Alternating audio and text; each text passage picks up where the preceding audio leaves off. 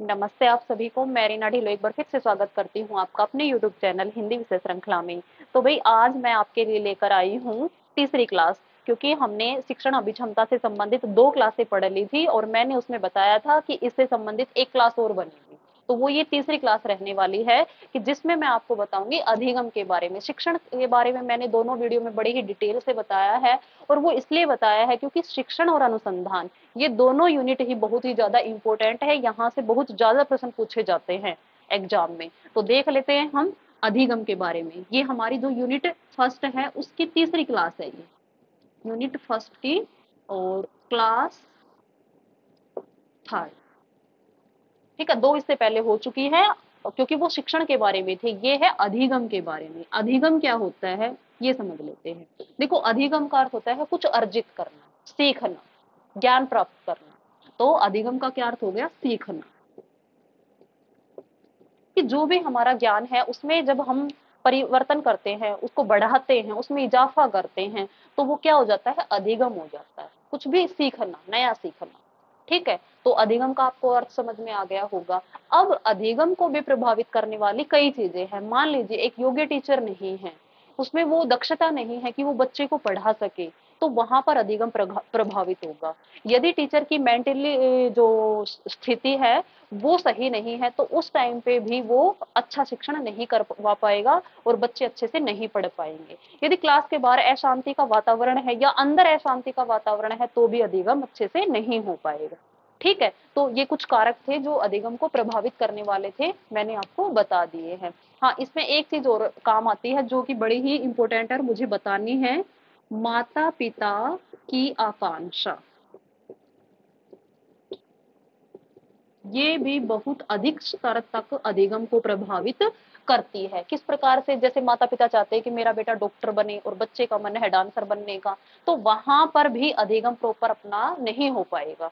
क्यों? क्योंकि बच्चे का इंटरेस्ट नहीं है उस चीज में और माता पिता दबाव बना रहे हैं कि तुम्हें डॉक्टर ही बनना है, जबकि बच्चा क्या बनना चाहता है? डांसर। तो वहां पर भी अधिगम अच्छा नहीं हो पा रहा है। तो अधिगम जो प्रभावित होता है, किन किन कारणों से होता है, ये मैंने आपको बता दिया है। उसके बाद हम देखते हैं कि जो हमारी शिक्षण सहायक सामग्री है उसके अंतर्गत हम किन किन चीजों का प्रयोग करते हैं। शिक्षण सहायक सामग्री, यहां से भी आपका एक प्रश्न हर बार बनता है। शिक्षण सहायक सामग्री में 3 चीजें होती है। पहली श्रव्य, दूसरी दृश्य, और तीसरी होती है हमारी दृश्य और श्रव्य दोनों। दृश्य प्लस श्रव्य, इनके अंतर्गत क्या क्या आता है? श्रव्य में तो जैसे हम सुन करके कोई ऑडियो क्लिप सुना दी बच्चों को, रेडियो के माध्यम से सुना दिया, तो श्रव्य में तो केवल बच्चे सुनकर कुछ सीखेंगे, सुनना। दृश्य में देख कर कोई चित्र दिखा दिया उनको, कोई मॉडल दिखा दिया, कोई प्रतिरूप दिखा दिया, ग्लोब दिखा दिया, तो इसमें बच्चे देख कर सीखते हैं। और दृश्य श्रव्य में बच्चे देख भी रहे हैं, साथ में सुन भी रहे हैं। मान लीजिए एक वो प्रतिबिंब है या फिर कोई प्रति मॉडल है, तो उसको क्या करेगा टीचर? साथ साथ एक्सप्लेन करता चलेगा बच्चों के सामने कि भाई मान लीजिए झांसी की रानी का चित्र दिखा दिया उनको और बताया जाए कि ये हमारी जो जब देश आजाद नहीं हुआ था उस टाइम पे जो सबसे पहली स्वतंत्रता क्रांति हुई थी, उसमें बढ़ चढ़कर भाग लेने वाली, उसका नेतृत्व करने वाली पहली महिला थी जिसका नाम है झांसी की रानी। तो साथ में उसका चित्र भी दिखा रहा है और साथ में उसकी जो क्वालिटी है, रानी लक्ष्मीबाई की जो विशेषताएं हैं वो भी बता रहा है साथ में। तो देख करके दृश्य सर्वे में, सॉरी, उनको सुना भी रहा है और उनको दिखा भी रहा है। उसके बाद जैसे हम टीवी देखते हैं, फिल्म देखते हैं थिएटर में, तो वो सब चीज भी किस में आती है? दृश्य सर्वे में। आप अपना फोन देखते हैं, फोन में इंटरनेट चलाते हैं, तो वहां पर आप सुन भी रहे हैं, देख भी रहे हैं। तो टेलीविजन, इंटरनेट, ये सब चीजें हमारे दृश्य सर्वे में आ जाती हैं। ठीक है, तो इसके माध्यम से आप शिक्षण सहायक सामग्री को भी समझ गए होंगे। ठीक है, अब लास्ट में आपको एक और बात बतानी है कि जब आपको ये नाम मिले स्थानन, योगात्मक, तो आपका ध्यान कहाँ जाता है? आपका ध्यान जाना चाहिए मूल्यांकन की तरफ। जब टीचर पूरी साल मेहनत करता है, बच्चों को पढ़ाता है, तो अंत में परीक्षा तो होती है ना, जिसको वार्षिक परीक्षा बोलते हैं या अर्धवार्षिक परीक्षा बोलते हैं। तो वो जो परीक्षा है वही क्या है, मूल्यांकन है कि एक बच्चे ने कितना सीखा है, कितना अधिगम किया है। यदि सभी बच्चों के कम कम नंबर आ रहे हैं तो आपका शिक्षण है वो अच्छा नहीं हुआ है, आपको और मेहनत करने की आवश्यकता है, जो आपकी शिक्षण विधियां है उनको चेंज करने की आवश्यकता है। ठीक है, तो स्थानन मूल्यांकन और योगात्मक मूल्यांकन और देख लेते हैं।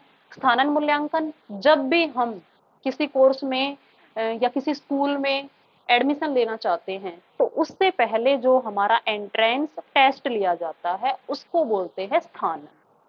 जैसे पीएचडी में आपको एडमिशन लेना है तो आपका क्या होगा, पहले वहां पर एंट्रेंस टेस्ट होगा जिसको बोलेंगे स्थानन मूल्यांकन, शुरुआत में होता है ये।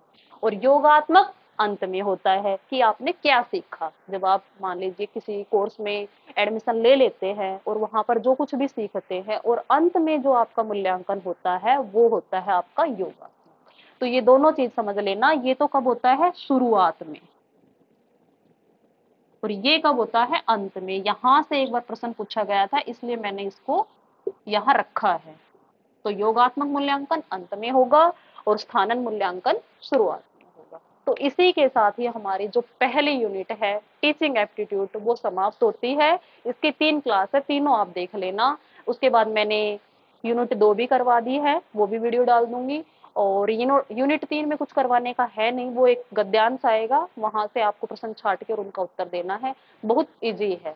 और यूनिट 4 भी करवा दी है। मैं बहुत ही कम समय में आपको ये पेपर फर्स्ट के जो सारी मेन मेन टॉपिक हैं वो करवाने का प्रयास करूंगी। और भाई आपको ये नहीं है कि डीआई वगैरह नहीं करवाऊंगी, वो भी करवाऊंगी। ठीक है, तो इसी के साथ ही भी आपको और किसी के साथ और कहीं जाने की आवश्यकता नहीं है, भटकने की आवश्यकता नहीं है कि कभी आप इस चैनल पे जा रहे हैं, कभी उस चैनल पे जा रहे हैं।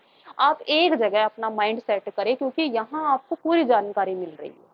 आपको और कहीं जाने की आवश्यकता नहीं है, क्योंकि मैंने गूगल से भी अन्य जो बहुत सारी पुस्तक पढ़ करके और फिर अपने नोट्स बनाए हैं। मैंने अपने नोट्स भी शेयर किए हैं यूट्यूब चैनल पर, तो वहां जाकर आप वो भी देख सकते हैं। इसी के साथ ही इस वीडियो को मैं समाप्त करती हूँ। धन्यवाद।